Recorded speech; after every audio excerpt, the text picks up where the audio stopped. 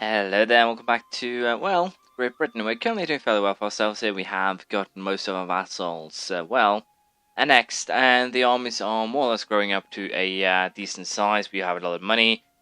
Basically, everything that could go well is going well, and as a result of that, I am pretty damn sure here that we'll probably, first and foremost, peacefully vassalize Frisia here, and then we'll be going off the Netherlands. We'll of course also then, I think, continue by declaring war on the Hansers here, so I might as well just fabricate a claim on Friesland right away. There's not really much else I can do at this stage. I need the Casus Belli, and hopefully Magdeburg will drag in the Swedes, but I forgot the Swedes aren't actually allied with anyone anymore. They are under Poland, but Poland has actually released Masovia, so they're getting very, very weak.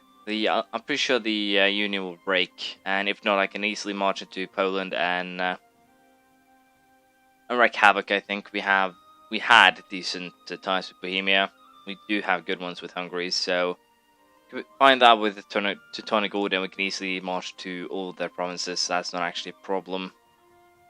Other than that, I think, as I said, we're just going to continue with what we have been doing. We'll be aiming at peacefully vassalizing Crete. We'll be aiming at vassalizing East Frisia, and hopefully we'll also be able to vassalize Holland. But that's kind of more of a long shot, but I'm pretty sure we could, will, be able to pull it off. It remains to be seen, however.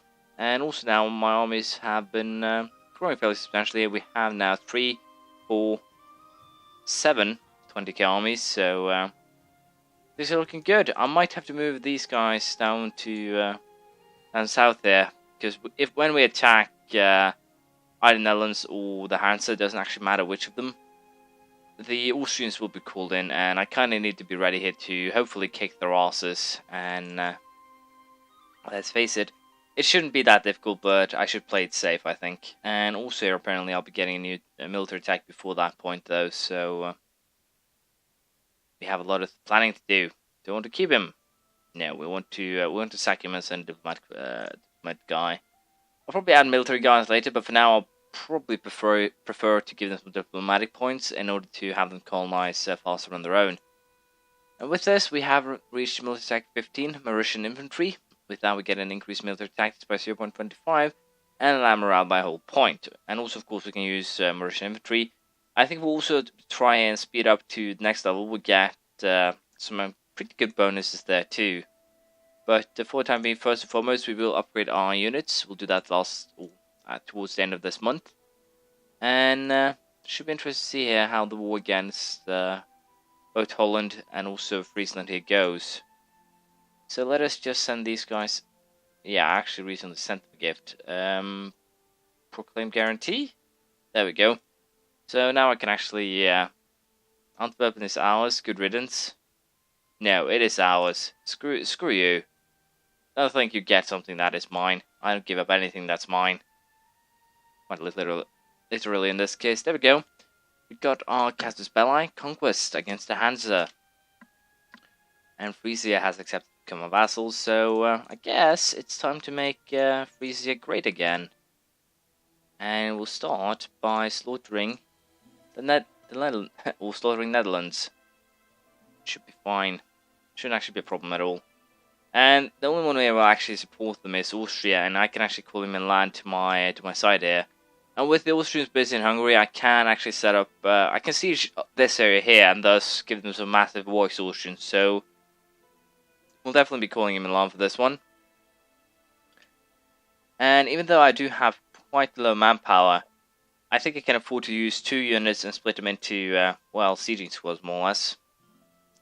Austria became war leader. Well, that could actually become a very big problem here. Austria has a number of allies that needs to be dealt with first and foremost. But first point first, kill off the Netherlands army. Shouldn't actually be too much of a problem. No Austrian allies. That is a surprise. That is quite a surprise, to be honest. I won't say I'm disappointed, though. I'm actually very, very happy about that. Really, I am. I am thrilled. Almost, at least.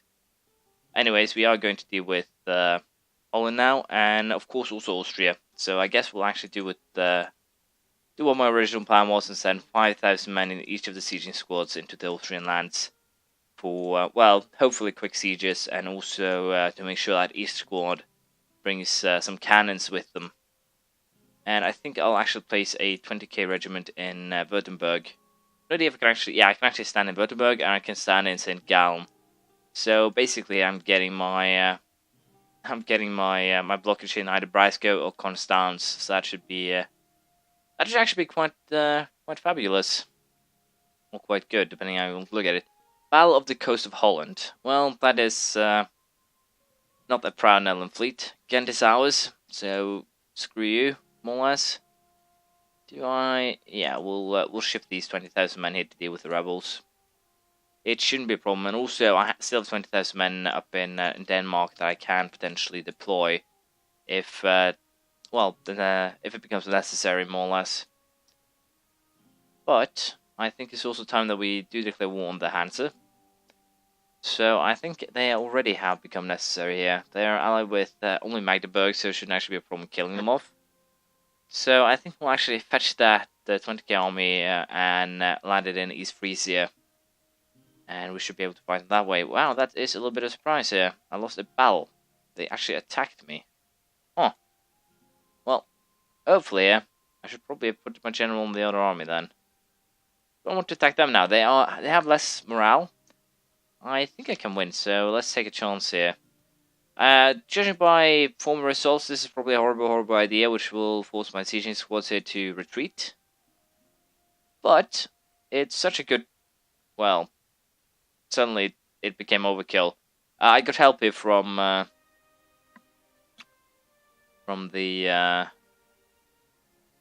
Milanese, and as a result of that battle became a slaughter, which I am perfectly comfortable with. Anyways, let us not attach to that unit. Let us have the Milanese siege, which actually is something they're doing here by with good results, to be perfectly honest. As you can see here, we have more or less now destroyed two of the Austrian armies. So this is definitely going our way so far. Even though I did lose that first battle, let's scold him. I don't actually have a need for prestige except for a little bit of diplomacy bonuses. No, morale bonuses. So that's fine. Austria is losing a lot of men here. This could definitely turn our way. However, Hungary is almost crushed. This is kind of bad.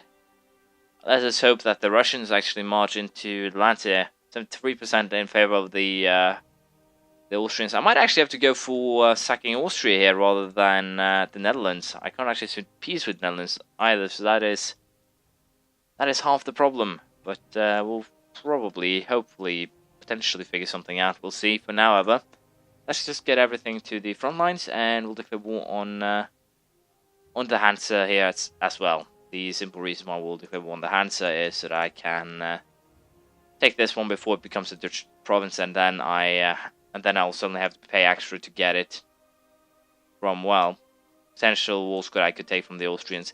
Now I think about it, I should probably, when I declare war on the Hansa, declare war on them first and then the Netherlands to make everything work on more or less maximum effect. But this works too.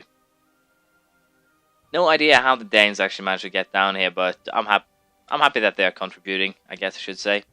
So, time for war on the Hansa, which I may not actually declare war upon, but I can at least kill the Dutch Patriots, so I guess I'm half happy with that. It's not great, but it's not horrible either.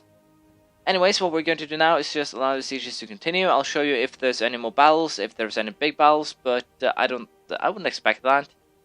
And once again, this is kind of just a small tact that I've got. I played EU3 so much that I'm still almost still playing after those rules, so that's why I have a lot of what the hell, why can't I do this, why can't I do that moments. I do apologize by them. They really lower my standard of play to some degree, and I should probably do a little bit more. I don't know if I should call it research, but just generally paying more attention, I guess is a better way of saying things. I do apologize though. We'll send a couple of diplomats to both Denmark and Norway to get up relations, since we do have them free, and potentially I'll send one to Russia. Yeah, if I can actually ally Russia, then we would have we would be a powerhouse. Portuguese rebels in Lisbon. Well, that's not good. That's not good at all. Do I want to march these guys, or do I want to ship those guys? I think I want to ship them. So go to Picardy, we'll send the fleet, pick you up, and you are once again on rebel duty. But we are losing quite a bit of manpower. I think it's mostly from the sieges, and these sieges are actually pretty damn tough. So it'll be interesting to see how this turns out. Did they actually take Utrecht, or did... I think these Frisi actually gave up. No, they didn't give it up. Then it would stop being a call. Oh, I didn't see any rebels either, so it might just be that I'm bad at paying attention, but... with this, we suddenly got more targets. Toulousian nationalists too. Rebels have awakened in my country. What kind of dark sorcery is this? Anyway, as I said, I'll finish the war against Austria here. We'll do sieging, and I'll tell you if there's any big battles, but as I said, I do doubt it. So, we did get one big battle here. I also lost a smaller battle here with one of the 20k units, which was kind of embarrassing. Anyways, we did, as you can see, get a big battle, and I think we might actually lose this one pretty damn... yeah, this one is definitely lost already. So I might actually have to just try and pull my troops back here a field or two just to make sure that they are fine.